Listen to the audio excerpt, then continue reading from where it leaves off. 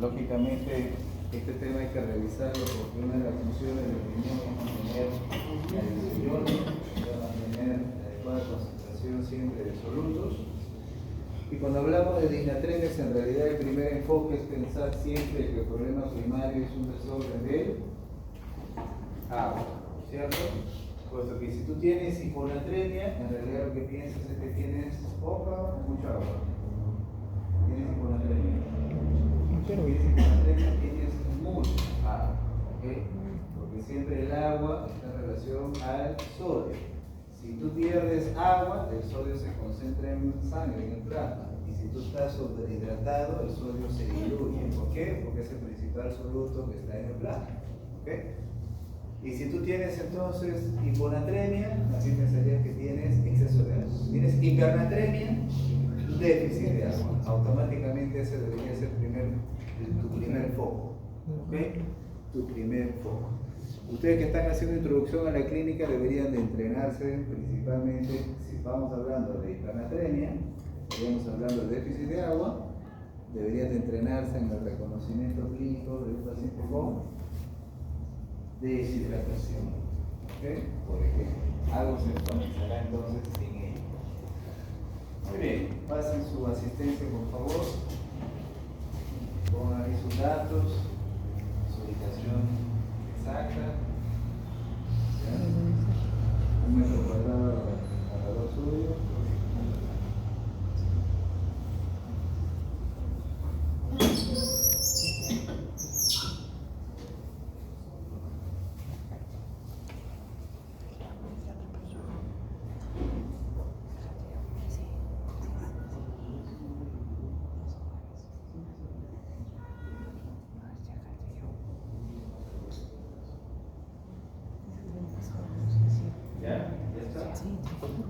Miren, voy a aceptar a todos.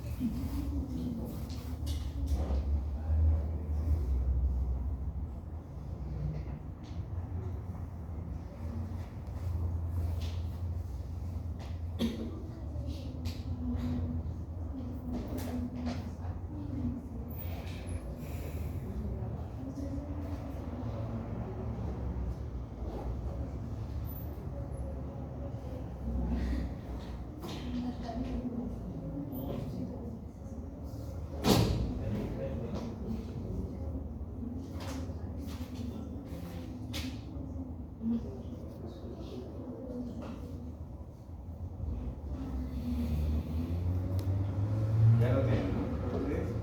Sí. Muy bien, a ver, lo primero, ya que vamos a hablar de desórdenes del agua que está tras el tema del sodio, se supone que ya desde fisiología recuerdan esto. ¿Cuánto tiene de agua corporal una persona? 60%, ¿no? De ello, ¿cuánto es en el extracelular? ¿Cuánto le corresponde al extracelular? 20%, el intracelular es 40%, ¿no? Por algo, recuerden que una célula que produce ATP, CO2 y agua, ¿no? Por algo le llaman agua de oxidación, que por día va de 200 a 300 mililitros por día, ¿no?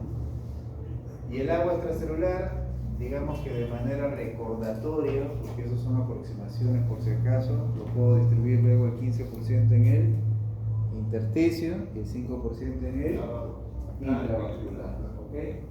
Intravascular, sangre, plasma, agua. Por supuesto que esas son aproximaciones, como ya les digo, y han sido calculados en fisiología experimental en su momento, ¿no?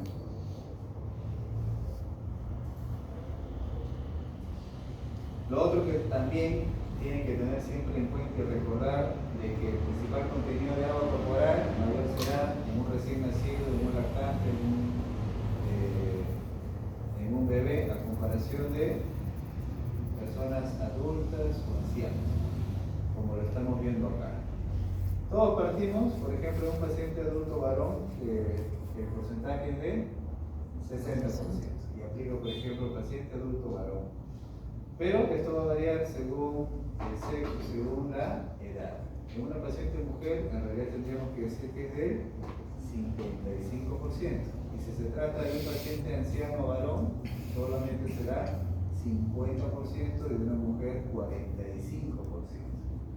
Así que tengo que tener en cuenta bien que los porcentajes no son estandarizados al 60%, porque luego, cuando ya ustedes saben medicina interna, etc., les enseñarán también tratamientos que incluirá reposición de sodio, si es que quieren tratar un hiponatremia, por ejemplo. Y en ese tratamiento, en esa restitución, se utilizan fórmulas que incluyen cálculos de agua corporal total. Ustedes lo hacen con un cálculo de 60%, ya empezamos mal. ¿Ok? Se supone que debería de ser ajustado a edad y ajustado a sexo. ¿Ok? Si no, la reposición va a salir no exacta, no correcta, y empiezan las complicaciones por terapia inadecuada. Desorden de agua implica que el estudiante, el alumno, el interno tiene que hacer un balance hídrico del paciente, balance hidrosalino. El balance hidrosalino debería ser neutro, la diferencia entre ingresos y egresos. Ingresos, todo lo que el paciente recibe, si está hospitalizado, recibe terapia parenteral también, porque los medicamentos antibióticos también son divididos en agua de un determinado volumen, ¿cierto? 100, 250, etc. Todo lo tienen que sumar, todos los ingresos. Acá, por ejemplo, colocamos bebidas 1500, los alimentos sólidos tienen un constituyente líquido 1800, el agua metabólica de producción endógena que les acabo de decir, en este ejemplo 2600. Y eso, ¿qué le vamos a poner? Los egresos, ¿no? Diuresis promedio de una persona, ¿cuánto es? 1500, ¿cierto? 1500, ¿saben por qué es 1500, no? ¿Cuánto es la diuresis por minuto? 60. Ustedes cuando hacen en su historia clínica funciones biológicas, ¿qué ponen ahí en diuresis? Oigan, ¿qué ponen? Se supone que lo que deben de poner ahí es una estimación del volumen urinario del paciente. Se supone. Deben de poner una estimación del volumen urinario. ¿Cuánto? Es 1 mililitro por minuto, y si el día tiene 1440 minutos, por eso es que es 1,5. ¿Ok? Oliguria, menos de 800, oligonuria menos de 400, así que sí es importante que en la historia clínica o en funciones biológicas yo me dé cuenta si el paciente está con diuresis normal, reducida o está con oligonuria. ¿Y doctor, ¿y cómo vas a saber eso? El paciente me va a decir cuántos mililitros, le tienen que saber preguntar, porque eso consiste en la anamnesis. ¿Cuántas tazas, vasos, orina por día aproximadamente? Una taza de 200, 250, 3, 4 tazas, lo tienen que aterrizar la información. De la misma forma que también me imagino preguntan cuántas veces funciona por día. Okay. Y ponen las características de la orina también, ¿no? Ya se siguen colocando normal, estamos ya mal. ¿Okay? Pérdidas por la piel y pérdidas por los pulmones, transpiración, pérdidas insensibles. Pérdidas insensibles, el cálculo es 0,5 mililitros por kilo hora. Heces por una deposición diaria de 200 mililitros, y ahí tienen un balance de 2600, en este caso es neutro. Pero en la práctica, como viene el paciente, por ejemplo, deshidratado, viene con un síndrome diarreico, 10 cámaras diarreicas, entonces 10 por 200, ahí ya tienen 2 litros, ¿cierto? A eso le tienen que sumar vómitos, le tienen que sumar pérdidas insensibles, y así tienen que ir calculando el balance hídrico, ¿no? ¿Ok? En eso consiste. También les ayudo como referencia de aforesis leve, moderada, severa, 500 un litro o 1,5 litros por día se le agregará en esos egresos. Le preguntarán también al paciente si se cambia la vestimenta, la ropa, como consecuencia de la diaforesis, para entender si fue moderado o severo. Si el paciente hiperventila también, y si el paciente tiene fiebre 5 mililitros por kilo 24 horas, le tengo que aplicar, ¿no? En especial si el paciente tiene fiebre continua, ¿no? ¿Qué cosa es fiebre continua? Persiste más de ¿Qué definición se dieron en la Comisión General de Fiebre Continua? ¿Se acuerdan que les enseñaba el tipo de fiebre, no? Fiebre électrica, ¿cierto? Ya. Fiebre continua, ¿qué era? Una variación diaria menor a un grado. Menor de 0,5, menor de 1 grado, pero obviamente por encima de 38 grados, ¿no? O sea, el paciente persiste febril continuamente y tiene oscilaciones, y tiene muy pocas oscilaciones de la temperatura.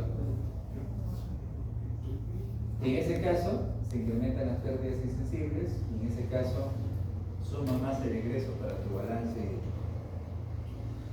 Entonces, ya que estamos enfatizando en eso, inicialmente vamos a hablar justamente de hipernatremia, porque en hipernatremia, ¿qué cosa hay? Podría ser de que exista esto, aumento primario de sodio. Le ponemos bicarbonato de sodio al paciente, por ejemplo, y podría aumentar el sodio. Pero esa causa es la menos frecuente. Entonces, enfoquémonos en lo frecuente. Déficit de agua.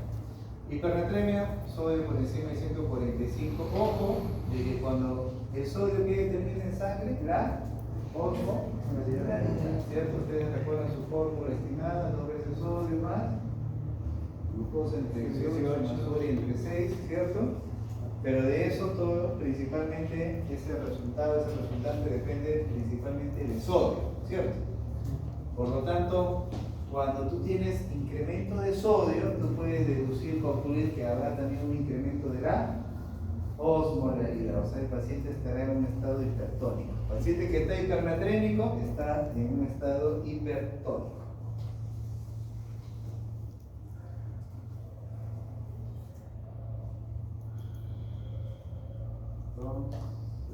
A ver, puedo también distribuir la hipernatremia según la volemia, hipovolemia, euvolemia, hipervolemia. La que estamos enfatizando principalmente porque hay déficit de agua son estas dos primeras, causas hipovolémicas y causas euvolémicas, ¿okay? Hay pérdida de agua igual, solo que en este caso habrá depresión de volumen a su vez. Y primero, miren acá, en las causas hipovolémicas, yo puedo a su vez dividirlo según el sodio urinario. En los ejemplos que estamos dando, pérdidas extrarrenales, si tuvieras un síndrome diarreico, una fístula entérica en un postoperado, un gran quemado, más del 20% de la superficie corporal, y aporesis severa, son todos ejemplos de pérdidas extrarrenales. Entonces, el paciente pierde agua. ¿Qué hará el riñón para compensar? Absorbe agua y sodio, por eso el sodio urinario estará reducido. En este caso, más bien, el sodio urinario está aumentado, y aquí más bien habrá ¿qué cosa? Pérdidas renales asociadas al uso de diuréticos de asa, o sea, la furosemida. Ustedes pueden pensar, pero si la furosemida es un natriurético, sí, es un natriurético, pero resulta que pierde más agua que sodio, y por eso es que es causante común de hipernatremia, si le das mucha dosis. Una diuresis osmótica, todo agente osmótico puede favorecer también la pérdida de agua y deshidratar y producir hipernatremia. Como por ejemplo verán en una conversación cuando vean endocrino y lo han visto en fisiopatología, diabetes insípidos, ¿qué cosa han visto? No. Como consecuencia de la diuresis osmótica. Osmótica, ¿dónde hay diuresis osmótica? Es cuando hay, por ejemplo, ¿en qué caso era? Cuando había una marcada glucosuria. De una complicación que se llamaba estado hiperglicémico hiperosmolar. ¿Se acuerdan? Era una complicación aguda de la diabetes y que ese estado hiperosmolar, ¿por qué le dicen hiperosmolar? Porque había hipernatremia, osmolaridad, hipernatremia. Y la glucosuria generaba diuresis osmótica. Bueno, en estos casos hay pérdida renal y el sodio urinario está aumentado y hay hipovolemia. Igual hay pérdida de agua. ¿Ok? Y acá también, pero no tanto. ¿Y qué ejemplo tenemos acá? El sodio urinario variable, tenemos la diabetes insípida. ¿Cómo reconozco una diabetes insípida? Paciente que tiene uno, poliguria. ¿Ok? 2, Poliuria, por ejemplo, que tenga diuresis más de 40 mililitros por kilo por día. Ok, 2, que tenga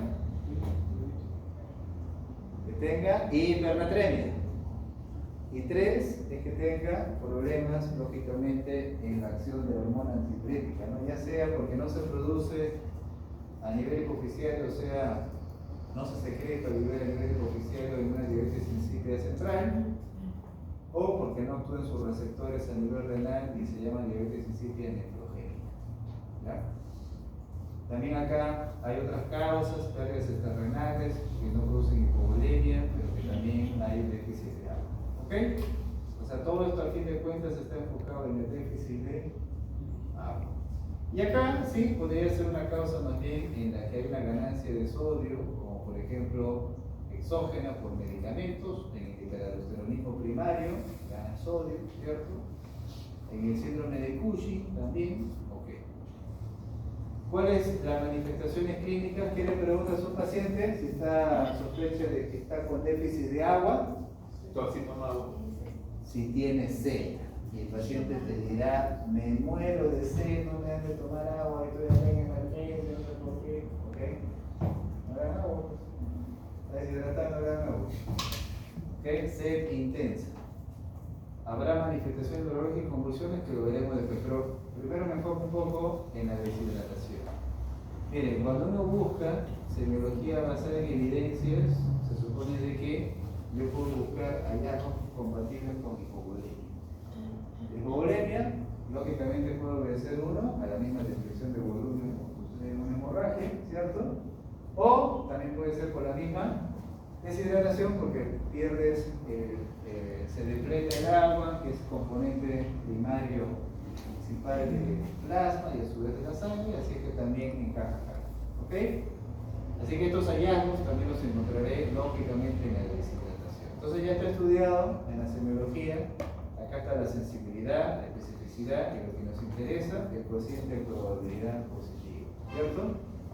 Entonces, por encima de 3 es normalmente mayor asociación estadística predictiva. Y fíjense que ahí lo que he encontrado hallazgo asociado importante es que el paciente tenga sequedad axilar y que tenga la lengua seca. No, despapilada no. Lengua seca, mucosa seca. ¿Ok? Eso. Puede ser que tenga fisuras, pero en realidad lo que me interesa es lengua seca. ¿Ya? Ojos hundidos, que a veces se solía preconizar mucho en deshidratación en pediatría, también es un hallazgo con cociente de probabilidad positivo. Boca seca, ¿no? Y el turgor de la piel.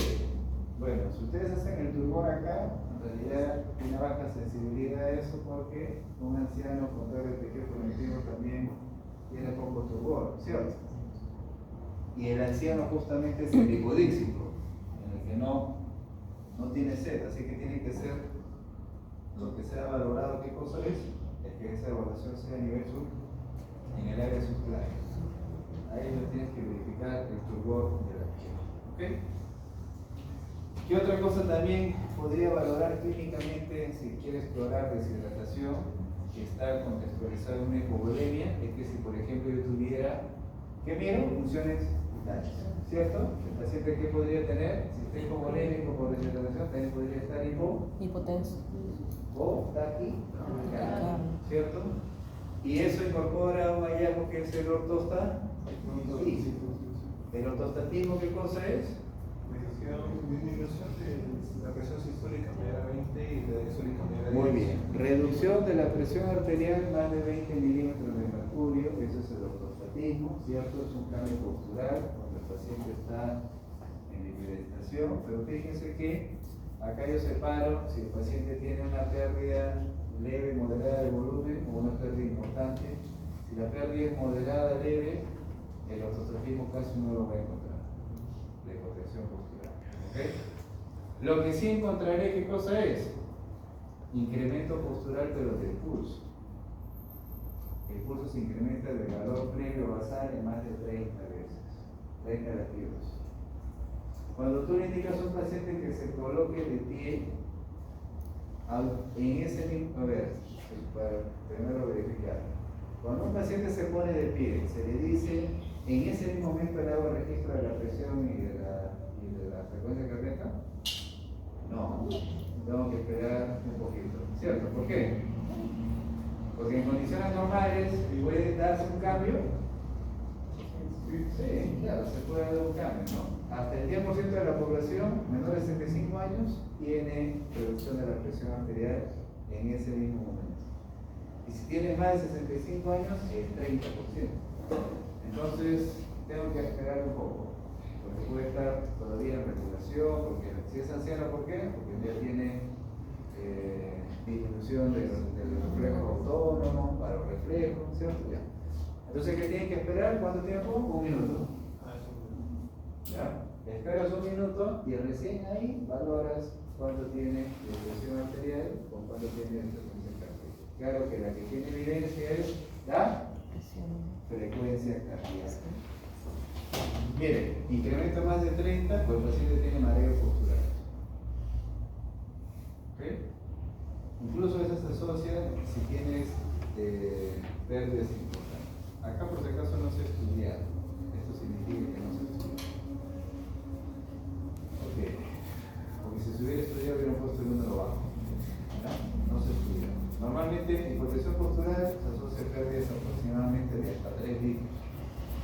Lo que sí no tiene muy poca sensibilidad en cualquier contexto es si el paciente está en supino. Y estando en supino, tú quieres ver si está hipotenso o está taquicárdico.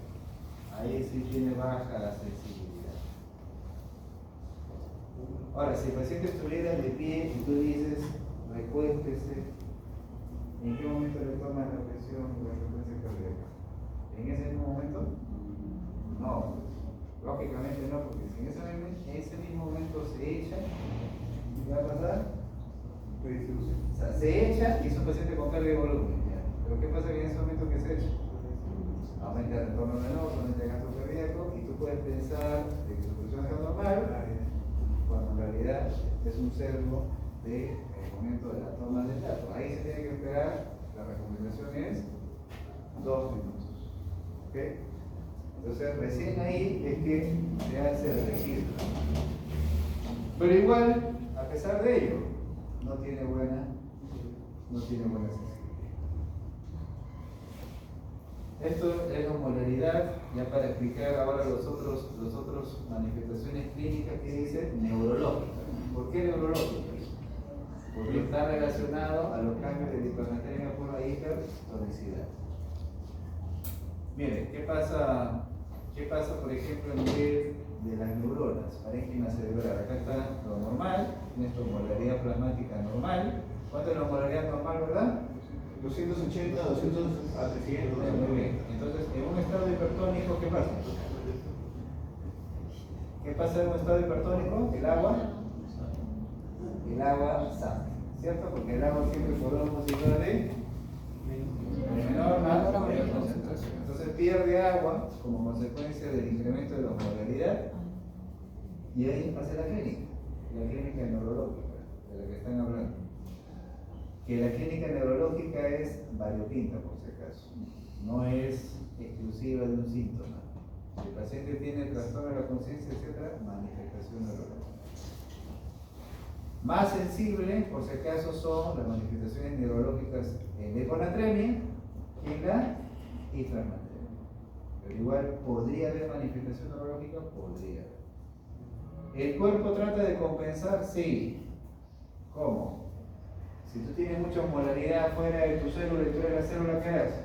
Aumentar tu osmolaridad, ¿no? Entonces tiene potasio y dices, no, pegar conmigo, ¿no es cierto? Sodio igual, o sea, al final generas un cúmulo de electrolitos, mecanismo de adaptación rápida. Y ahora también uno de adaptación lenta, porque ahora no solo eso, ya no hay electrolitos, empiezo ahora a sintetizar nuevos osmoles idiógenos. La taurina, por ejemplo, se acumulan y así trato de compensar. Igual la osmolaridad estará aumentada afuera, igual habrá clínica, pero estoy compensando. ¿Ok? ¿Qué pasaría en una terapia inapropiada? ¿Podría haber una terapia inapropiada acá? Claro. En un paciente que está hipertónico, la terapia podría ser ¿qué cosa? ¿Que es una solución? Hipotónica, ¿cierto? Entonces, esa solución hipotónica, si yo le doy demasiado al paciente, ¿qué puede pasar? El paciente puede adoptar ahora un estado y al otro lado, hipotónico. Si alcanza un estado hipotónico, ahora el agua ¿hacia dónde se desplaza? Hacia adentro. Hacia la neurona, y ahora podría ocurrir un edema cerebral. Así es que si hay mala praxis, impericia, no entendí el conocimiento, etcétera, pasa eso, ¿no? Entonces, cuando hay hipernatremia, tengo que corregir la depresión del líquido extracelular, puedo dar el suero salino hipotónico, si la hipernatremia en especial es severa, sobre más de 160, o destroza el 5% que tienen menor molaridad, y las correcciones del sodio deben ser lentas, ¿ya? Cuando el sodio es en hipernatremia severa, las correcciones tienen que ser lentas, no más de un miliequivalente por hora. Ya marcaron todo. Ahora pasamos a la hiponatremia. ¿Cuál es el trastorno electrolítico más frecuente en la práctica hospitalaria? En realidad es la hiponatremia. ¿Ok? La hiponatremia. La deshidratación es muy frecuente, pero no todos los deshidratados hacen hiponatremia. Ahora, si veo hiponatremia, sí tienes una deshidratación. Ahora, ¿qué es más frecuente de ver en la práctica? La hiponatremia. ¿Ok? Igual, ¿qué es lo que pienso?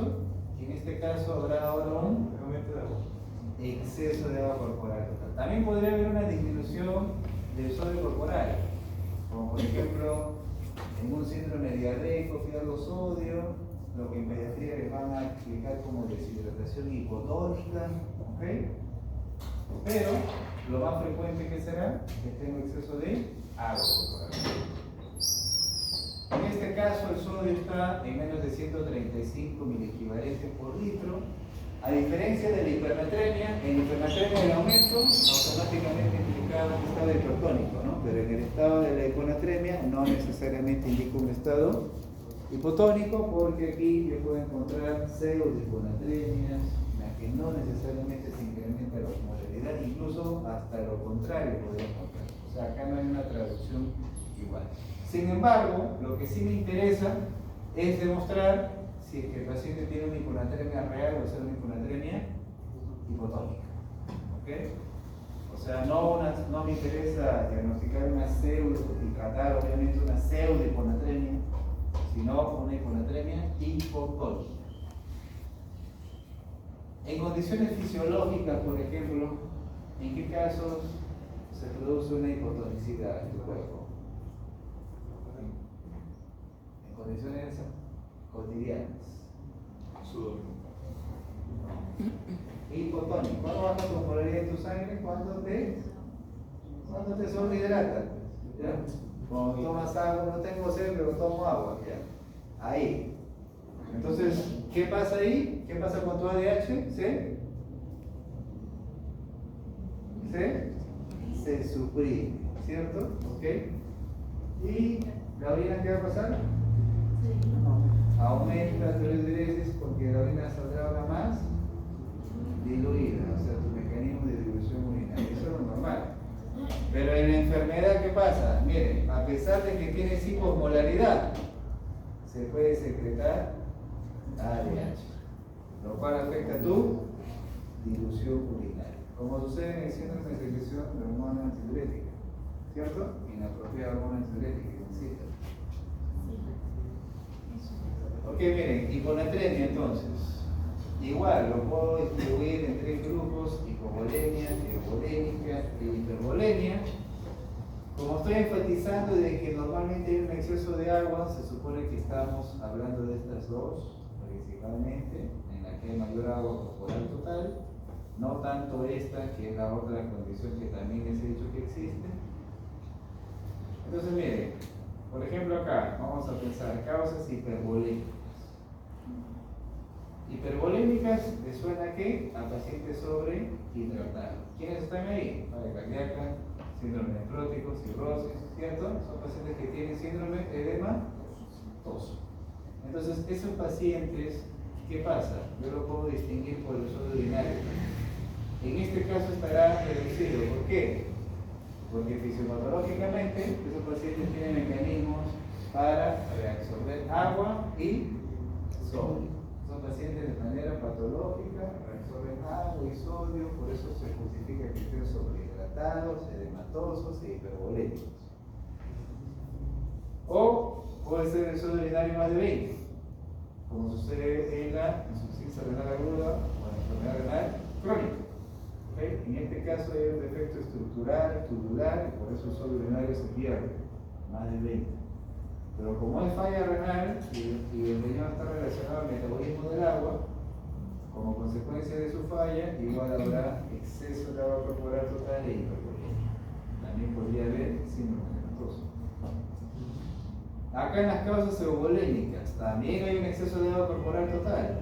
Y ahí, por ejemplo, encuentro al SIGA. Miren, acá habrá sodio urinario más de 20, pero para llegar al SIGA tengo que haber descartado estas causas. Por ejemplo, déficit de glucocorticoides, o sea, enfermedad de Addison, por ejemplo. Si tú tienes enfermedad de Addison, no reabsorbes sodio y tampoco secretas potasio.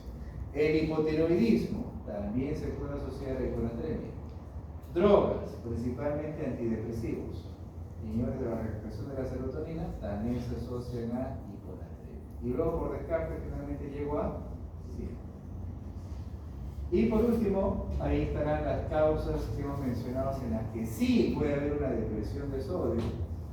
También lo puedo dividir por el sodio urinario, pérdidas extrarrenales por igual, vómitos, diarrea, cúmulo de líquido en el tercer espacio como sucede en la pancreatitis o pérdidas en las quemaduras. Todos estos pierdes agua y por lo tanto queda el riñón, reabsorberá agua y sodio. Sin embargo, existe también una pérdida corporal de sodio en relación al agua. O acá, sodio urinario aumentado, pérdidas renales. Miren, los diuréticos también están acá. O sea, los diuréticos pueden estar tanto en la hiper como en la hiponatremia, pero ya dijimos que es más frecuente que produzcan hipernatremia.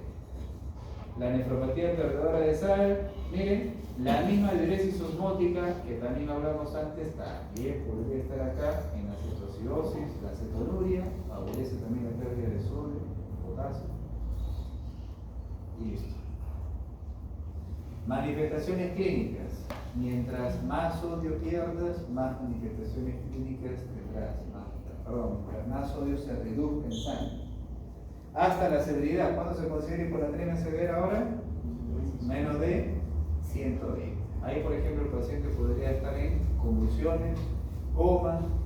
Previo a ello, ¿cómo me doy cuenta? Cuando tiene trastornos de la conciencia, está con agitación, letargo.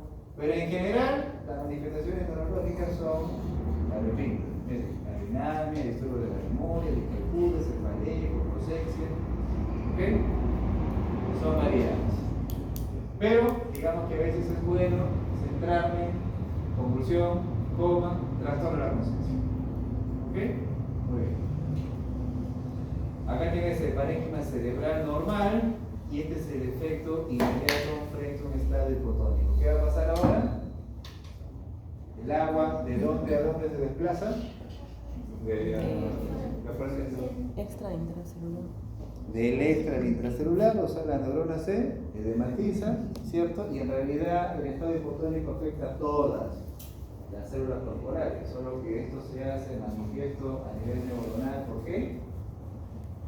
Porque ahí el edema cerebral no se va a poder expandir porque está rodeado por la calota craneana, ¿cierto? Entonces la calota craneana impide la expansión propia del edema cerebral y vas a hacer manifestaciones clínicas. Por eso que son neurológicos. ¿Habrá mecanismo de adaptación rápida? Sí. Si tienes poca osmolaridad fuera, ¿qué hará la neurona?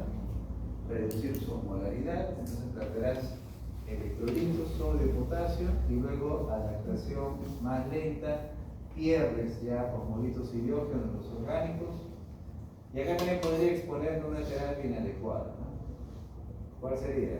El paciente está en estado hipotónico con hiponatremia severa y se supone que le podrías indicar una terapia hipertensiva. tónica. Pero podría ser que era de mal, ¿cierto? Calculé mal mi fórmula, me olvidé que el agua corporal total no siempre es 60% para todos, ¿cierto? Y al final, ¿qué pasó? Me fui al otro lado. O sea, que le induje al paciente un estado hipertónico. Y al inducir un estado hipertónico, ¿qué voy a generar? Ahora, lo contrario, una salida de agua, una deshidratación neuronal, ¿y eso cómo se llama? Síndrome de desmineralización osmótica. El paciente que podría tener afasia, cuadriparesia como consecuencia de esa mala praxis, pericia, negligencia. ¿Okay? Muy bien, entonces en los tratamientos, lógicamente, si hubiera depresión de volumen, como dije que también podría ocurrir, ahí habrá que restituirlo, pero lo común no es eso, lo común es que tengas exceso de agua, o sea, paciente edematoso. Ahí que tienes que hacer restricción hídrica, como indicas en la falla cardíaca, cirrótico, nefrótico, corregir la enfermedad de fondo. Ahora, si tuvieras una hiponatremia aguda sintomática severa, como el sodio menos de 120, allí sí está indicada la restitución con solución hipertónica. Y solo para que tengan una referencia, la solución salina hipertónica es cloruro de sodio del 3%, que tiene 513 mil equivalentes al litro, y no se debería de aumentar el sodio más de 6 mil equivalentes en general. Las correcciones, como vuelvo a decir, no deberían ser bruscas, rápidas, sino deberían ser lentas. 1 mil equivalente por hora, ¿okay? No más de 6 el primer día. El paciente puede ser de que tenga una hiponatremia crónica. ¿Cómo creen que tendrá la hiponatremia el paciente cirrótico, nefrópata? ¿Hiponatremia aguda o crónica?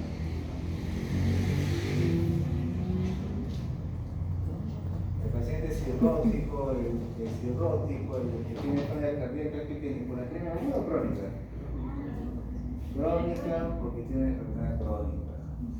¿Okay? No hay mucho que pensar ahí, ¿cierto? Y ese paciente puede estar asintomático. Puede estar con el sodio en 120, pero es crónico y es asintomático. Solo se trata de agudo, sintomático y severo. Así es que acá, igual, ¿qué es lo que tiene? Exceso de agua, ¿cierto? Si tienes exceso de agua, restricción de fluidos, puedes calcular el exceso de agua con esta fórmula. A veces se administran unos medicamentos que se llaman bactanes, que son acuaréticos, realmente la colección de agua libre, como el bactán que hay en su medio, y se incrementa la excreción de solutos, porque la excreción de solutos favorece la pérdida de agua. Y tienes agua en exceso. ¿Okay?